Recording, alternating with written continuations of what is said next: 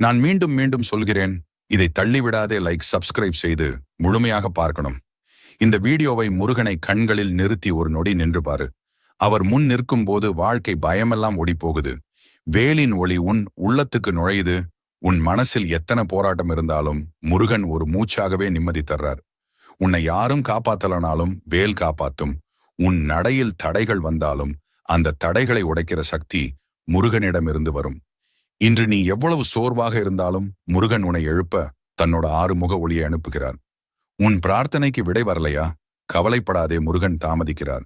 ஆனால் தவறுவதில்லை. உனக்கு சரியான நேரம் வந்ததும் வாழ்வை தலைகீழா மாற்றி விடுவார். வேலின் முனை போல உன் பாதை நேராகும். எதிரிகள் பேசிய விஷமெல்லாம் வீணாகும்.